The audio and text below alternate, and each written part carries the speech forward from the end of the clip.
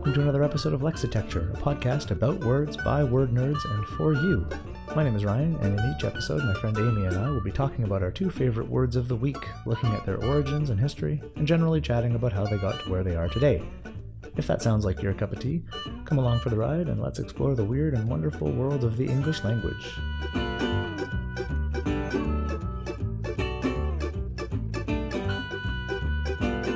Today's episode, empty Haar. Okay. All right. Cool. Shall I go first this time? You should go first this time, definitely. Okay. All right. So my word this time is empty.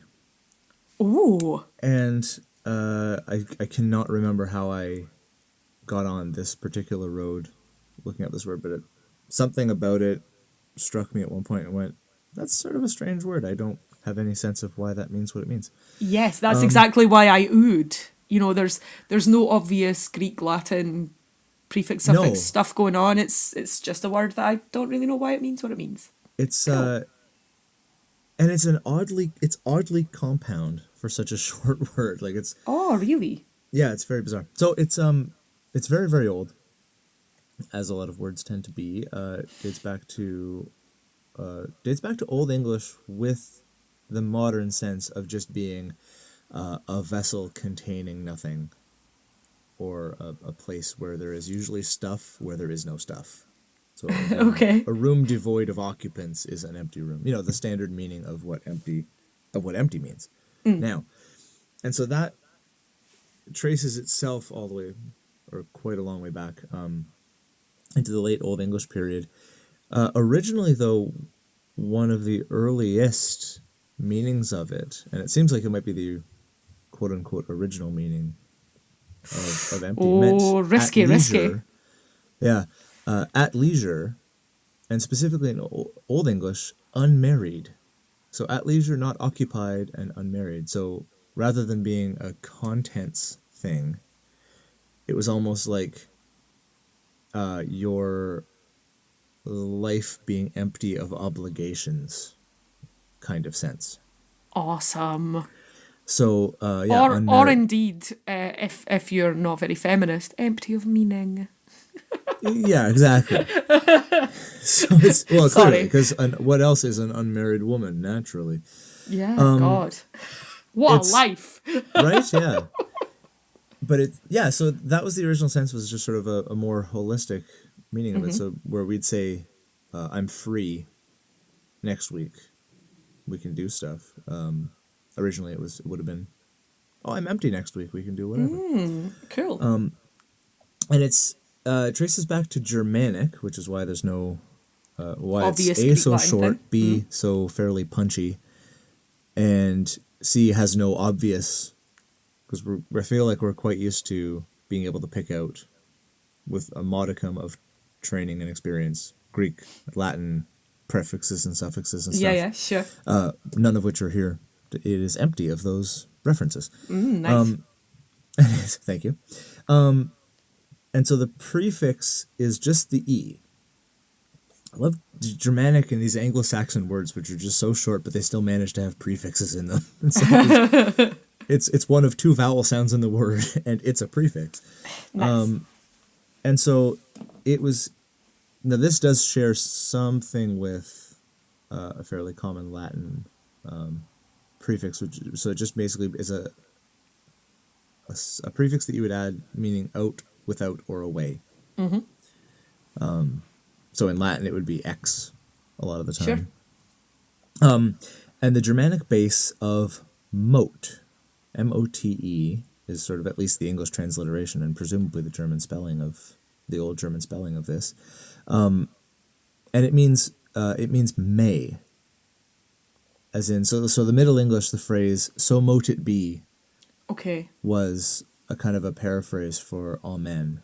You know, so may Right. it be, so be it. You know, so but the mote is that. So you've got E without, mote meaning may, and the suffix Y, which is kind of the denotation of having the nature of. So you think of ice and icy. Something that's icy has the nature of ice. Okay. Or something that is slippery Oh, I'm loving this, Ryan. Continue, the nature continue. of being slippy and having a slip into it, or sticky. I'm not sure about that one. It doesn't really have the nature of a stick, but the verb stick, to stick things, is having a sticky thing. So its component parts are without, may, and so having the nature of being without a possibility, or about ability, or having the nature of being without. This is the most beautifully philosophical short word I could ever possibly think of. It's fantastic. How abstract and esoteric. It's, you know, these 5 letters just keep going. For sure. So that's kind of a crazy composition. And then, but the maid still seemed weird to me. It was still like, I don't get, it's not clicking just yet. Like, I get it and I like it, but I don't know it yet. And so I did some more looking into moat, because my first thought is it was defined as being translated as kind of may in English, but to me that didn't make a lot of sense, because I thought it would have been translated into might. Yes, like, that does. I was thinking about might and must, yeah. There's a phonetic connection. Interestingly, I'm pretty sure that may predates might. So that's very interesting. You'd hear people say, I may be able to do this, or long before you'd hear people say, I might be able to do this, which is kind of awesome. I'm pretty sure I've mentioned this before, but I remember learning in Korean that the word for maybe, the word that I had been told meant maybe, in fact means probably. And sort of saying, but those two words don't mean the same thing. No, they kind of do. I'm like, no, they kind of don't. No, and don't. Might and may are sort of further differentiating shades of that sense of subjunctive possibility. Yeah, so anyway, I was digging into moat. Apologies, and again, this goes back to this mostly kind of guesswork, but educated guesswork, Proto-Indo-European. My favourite kind. Collection. Best kind of pie. Yum pie. And so the pie root, med, M-E-D, as a root word, which, best guess of linguists much smarter than me, is meaning something along the lines of to take appropriate measures. And so this presumed Proto-Indo-European root is where we get things like, and this is a long list, and this takes us all over the place, but they're all related to this one Proto-Indo-European word of take appropriate measures. So keep that in mind as we're going through this list. You have words like modern, modify, modest, commodity, accommodation, meet, M-E-E-T as in proper or fitting, meet, M-E-T-E as in to allot or to dole out, remedy, medicine, and meditate. Wow. This is cool. Yeah. Do you know what I was going to suggest to you? Now it sounds like it's not my idea at all. I was going to suggest to you that pie might play a slightly more active part in this podcast, because it's absolutely fascinating to look at, exactly as you're doing, to look at the vast array of words that come from this single presumed root. Wow. Yeah. And so you think of, but then if that's where that moat comes from, if moat is related closely to the idea of to take appropriate actions, like to mete out, which is to properly allocate things, or meditate is to sort of take the appropriate mindset towards things, or remedy is to reintroduce an appropriate situation for a problem. Then you go back to empty and the idea of at leisure, which now, if you're at leisure or not occupied, we use the word free, which is a very positive connotation to it. I'm free next week. It's, the possibilities are endless. But if that moat base that makes up the MPT portion of empty in English means to take appropriate action or take appropriate measures, then to be empty is to have the essence of being without appropriate actions or measures.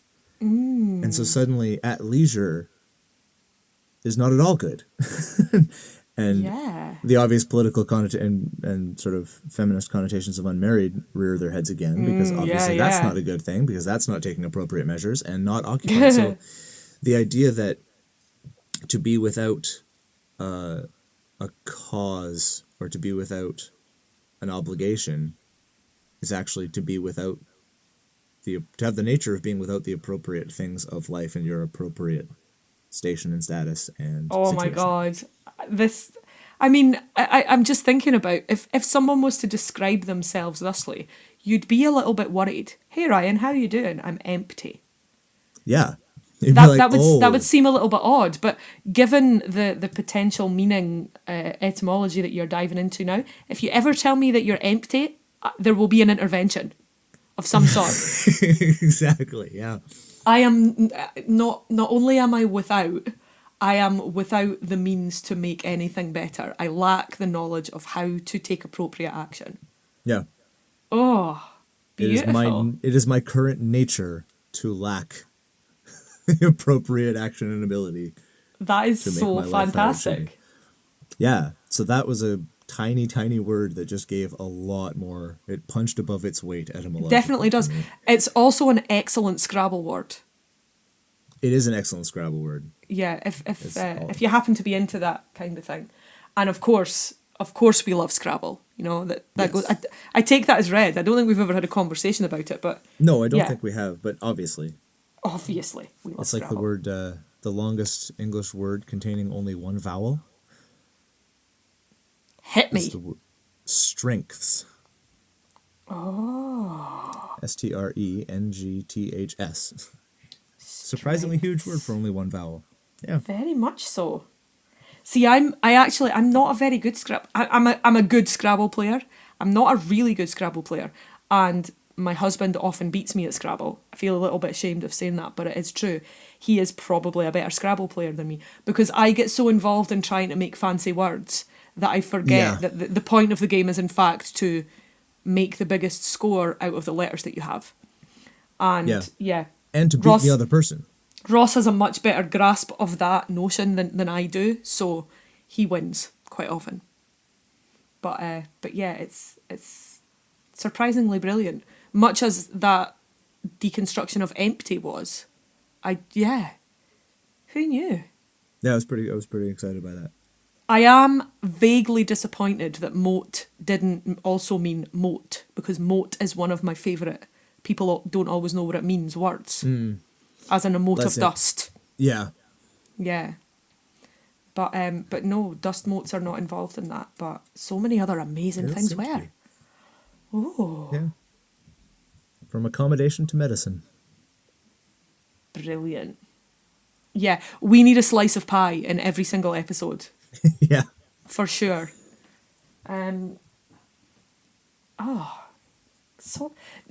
Interestingly, I am also going to talk about a Germanic root word. Cool.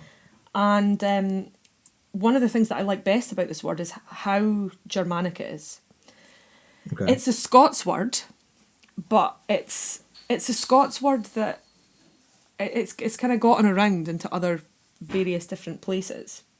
Okay. And one of the reasons that I like it so much is because it's so very particular to the part of Scotland that I live in. Okay. So the word is Haar. It is spelled H-A-A-R. That also makes it interesting because there are not that many words in English with a double A. No. It's very, very enjoyable to say. And if you want to be obnoxiously Scottish and roll your R's, Haar is, it's fantastic. It fills me with delight just saying the word. I wouldn't really care all that much about what it meant if it wasn't for the fact that its meaning is also quite wonderful. So if you Google the word Haar, you get to Wikipedia. And Wikipedia tells you very coldly and stating the facts as its job, because it's its job to do that. It says, in meteorology, Haar, or sea fret, is a cold sea fog. It occurs most often on the east coast of England or Scotland between April and September, when warm air passes over the cold North Sea. Now, of course, I live in the northeast of Scotland, so we experience Haar here in Dundee. Dundee is also on the estuary of the River Tay, so we're right on the river, and the sea isn't far away, the sea proper, if you like. And the definition given of Haar, I've once again used the internet, and I'm now curious to see if it's in the big book. It's pretty much defined as a fog. Just a fog. Mm-hmm. What's less interesting than a fog, really, in the grand scheme of things? However, Haar is an interesting sort of fog. It doesn't always appear on a cold day, but it is a cold fog. OED gives it, again, as a cold sea fog on the east coast of England or Scotland. The origin given in the OED is late 17th century, perhaps from Old Norse, Haar, Harr. And the Old Norse word Haar is defined as hor or hori, Hoar. Right. Merriam-Webster gives it as a cold, wet sea fog, which doesn't take into account at all the fact that it occurs in this part of the world. Now, Right. I do not know enough about meteorology to say that Haar only occurs in the east of the north part of England and Scotland. Perhaps Haar happens in all sorts of other places. But as the Wikipedia entry says, it happens because warm air has passed over the cold sea. And one of the reasons that made me think about this word is that we experienced a bit of Haar recently. Now, we are having unseasonably fine weather in Scotland at the moment, particularly in Dundee, which hasn't necessarily been the case in the rest of in the rest of Scotland. In fact, last Friday, I drove to Perth, which is a nearby city. It's about 15 miles away, maybe not even as much as that. And I was there to do some shopping, and I'd gone into a department store. I was in there for a little while, and when I had left Dundee, it was a glorious hot sunny day. And when I came out of the department store in Perth, there was an absolutely torrential monsoon-like rainstorm going on. It was raining so hard that the shopping street was empty. People were standing in the doorways of shops because it was step outside for 10 seconds and you will be soaked sort of weather. And I then came home to Dundee once I'd finished my shopping to find that the ground wasn't even wet. Which is always a funny thing to happen. Yeah. And I like it. I'm very much playing into the whole British stereotype of talking about the weather here. But, one of the things about this island is that we experience a lot of weather. So it is an instant thing to talk about. And often there's quite a lot to say. So in Scotland in particular, I used to laugh so much in Korea when people would say, "You don't have an umbrella, but the forecast is for rain." And I used to say, "I'm from Scotland, I've been wet before." but in Korea, people looked at the weather forecast as something that was going to happen. Whereas in Scotland, and in fact in quite a lot of Britain, given our odd geographical position and the Gulf Stream and all the rest of it, the weather forecast is at best a guide. At best. Yeah. So, you never really know how to dress in the summer in Scotland. It might be warm, but then you might leave the house when it's warm and encounter anything from a little bit of cold up to rain and perhaps even hail or snow in the same day, in the same fairly local geographical region. So Perth got thunderstorms, which were forecast and which in fact caused quite a lot of problems in parts of England and Scotland last week.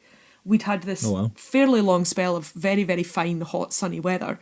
And of course, it broke with a thunderstorm. But the thunderstorm didn't get to Dundee.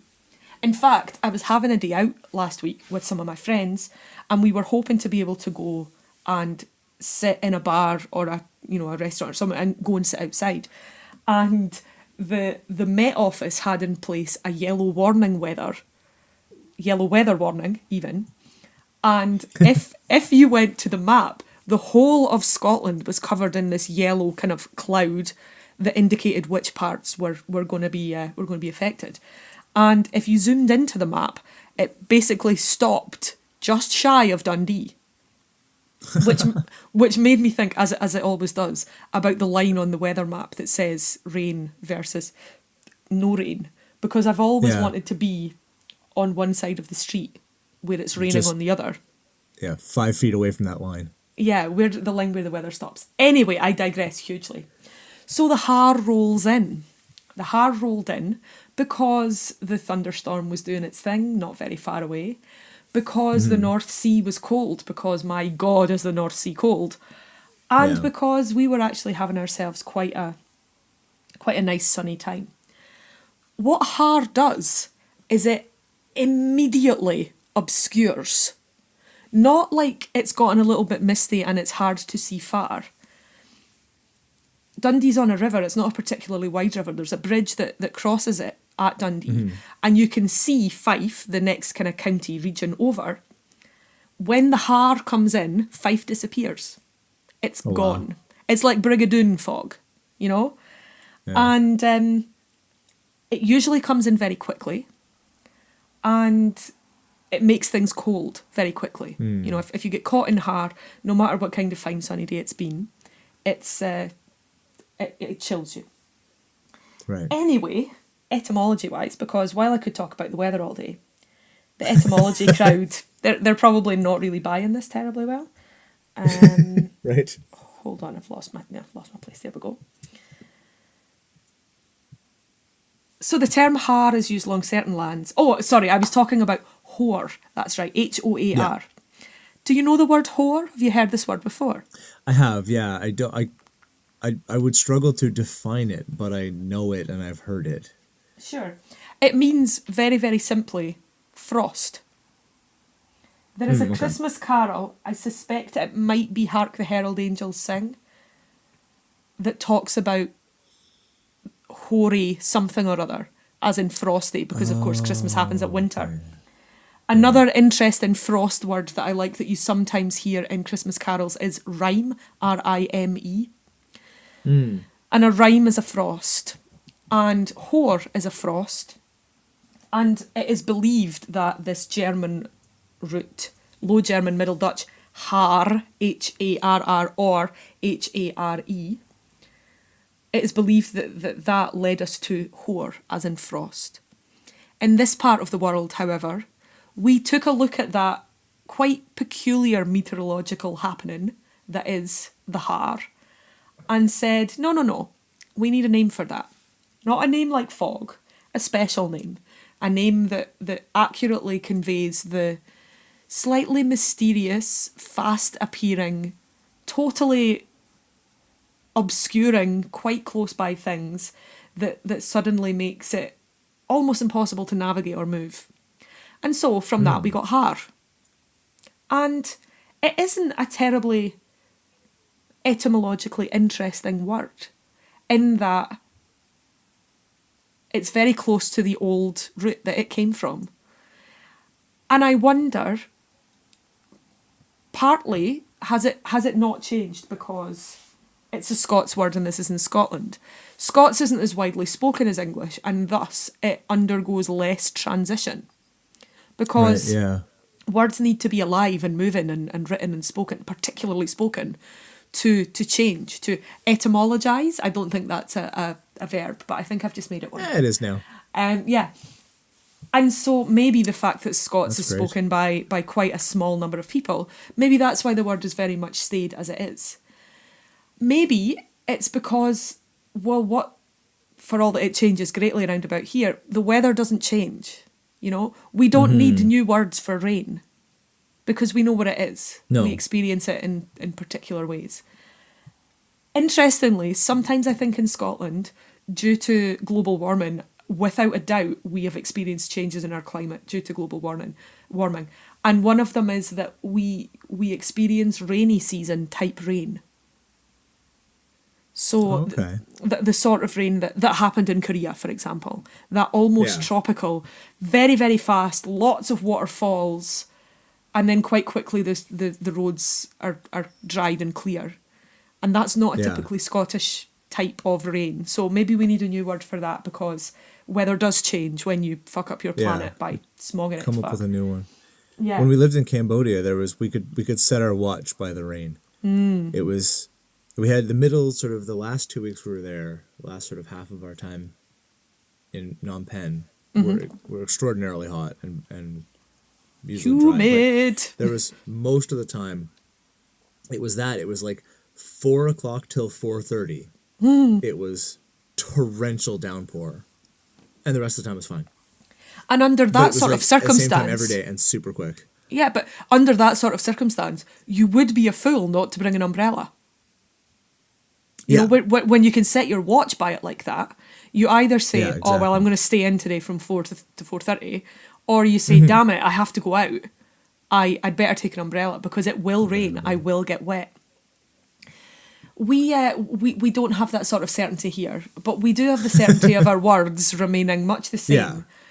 And I quite like it. I like to think that Vikings experienced Haar just as we do now. Yeah. Probably caused them an awful that- lot more problems, given that they were largely navigating by sea. But yeah, it's a wonderful word. I enjoy saying it a great deal. And when some rolled in last week, I thought I might talk about it. Absolutely. It's akin to the slightly exaggerated idea of how sort of the Inuit languages in Canada have all these different words for snow. And they're mainly just sort of, it's like constructed words. So wet snow and dry snow and blowing snow and a lot of that stuff. But it's fascinating. It's awesome to me that there's a particular word for a very particular fog in Scotland. Yeah. Where when my wife and I were there for our anniversary in August, I had not packed warm, thick, comfy clothes. Oh, dude! It was in August. Do you know nothing? And so now, I now own a quite comfortable, very warm hoodie emblazoned with St. Andrew's cross on the front and the back. Because you needed that one because I couldn't think of anything more stereotypically Scottish than having come to Scotland on vacation in mid-August and being forced to buy a sweater on account of 2 days of solid, like, single-digit Celsius weather with rain. Yeah. God, it rained the whole time you were here, didn't it? Yeah, it was that. We had one day where it was crappy, nice, but it was drizzly. Yeah. So I now have a hoodie to remind me of the Scottish weather. I might point out, not many people come from Canada to Scotland for, what was it, 3 days? Four at the most. Well, 4 days. 4 days, yeah. And then day 5 was travel day, yeah. No, but, usually there's a larger sample size, it's true. Yeah, but... And there will be, I want to go back. It is very much the case that you know, the weather can be anything. And I suppose that it does kind of lead to more words to describe it. I'm just thinking about the whole snow thing. It occurred to me too that there's really only one adjective that you need to know about snow. If it's present, then things are not good, and if it's not present, then you're probably okay. And that adjective is yellow. Right. Yeah. Okay. Yeah. Yeah. The Frank Zappa callback. The don't eat yellow snow. Yeah. Yes. Yeah. That's right. It's good. Good life lesson. I do love the old don't eat yellow snow. I can't imagine that Haar. I can't even Haar. do it. I'm not even built for a solid. You're just not built for this weather. R rolling Scots word. I can't imagine that's in Roger. I wouldn't imagine so. Let me see. I bet there are some really fantastic weather words in Roger. Oh, I'm sure. Yeah, that'd be. Let's have a lookie.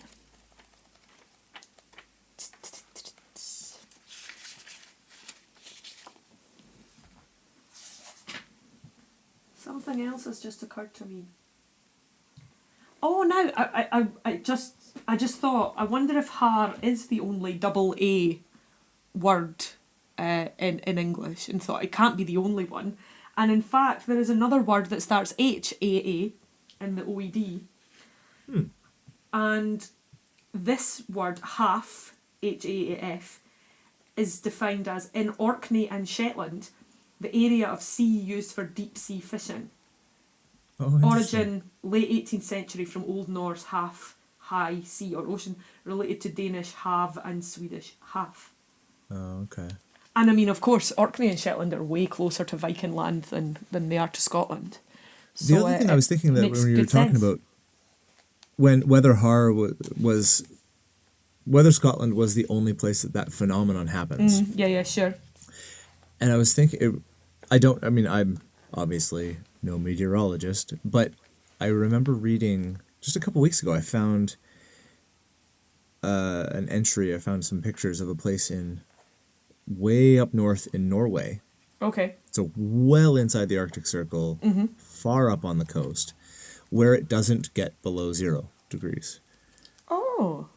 Interesting. I don't get it. I don't know, but it's apparently it's a really popular place because it's an awesome place to go because you can see the Northern Lights. You can go through like sort of a Norwegian winter vacation, but without actually getting particularly cold, which seems fairly obscure and ridiculous. I don't know if I approve of that. I think if you're going to go to Norway, then you have to be cold.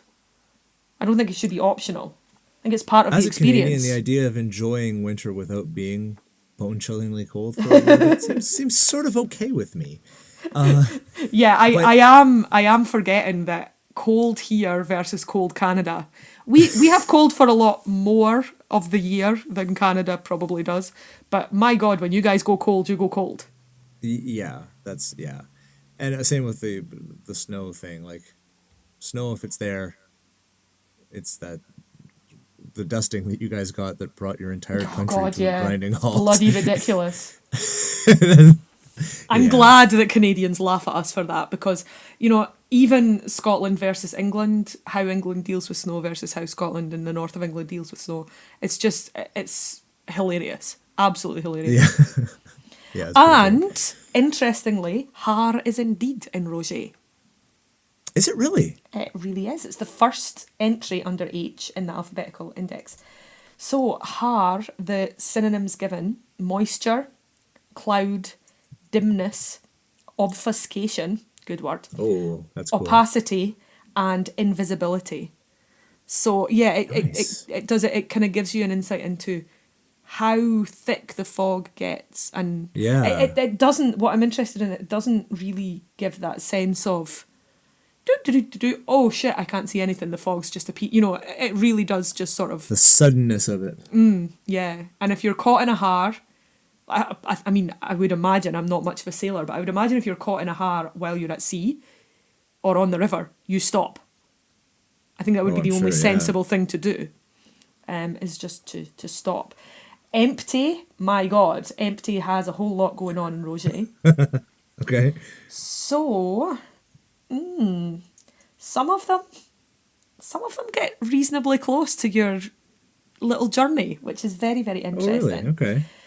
So the first empty type word given in the alphabetical index is empties, and the synonym given is emptiness, which is also the next entry. So emptiness, synonyms given are non-existence. That's what I'm thinking about. Insubstantiality, emptiness, air, lack of meaning, unimportance, non-ownership, and vanity. Oh, that's a meaning that I didn't really think about, as an empty-headed. Oh, right. And then empty itself, we have subtract, lay waste, unproductive, be absent, make smaller, transpose, lighten, make flow, unthinking, sophistical, meaningless, hypocritical, untrue, feeble, inactive, unpossessed, boastful, secluded. And then we have quite a lot. So we have things like empty-handed has its own entry, empty-headed, empty-headedness, empty husk, empty larder, empty purse, empty seats, empty stomach, empty talk. God, the word is getting really odd now that I've said it that many times. And empty threats and empty title. Wow. Yeah, so it really is the little word that can. For a little word that contains nothing, it sure has a whole lot in it. Nice. Very cool. Awesome. Very cool.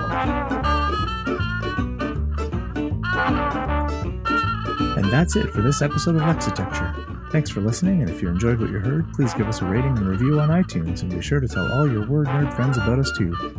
You can find us on Facebook and Twitter by searching Lexitecture, Lexitecture. And if you'd like to get in touch with us about the things we talked about this episode, you can send us an email at words@lexitecture.com. Special thanks to the Joy Drops for our theme music, and we'll talk to you again next week.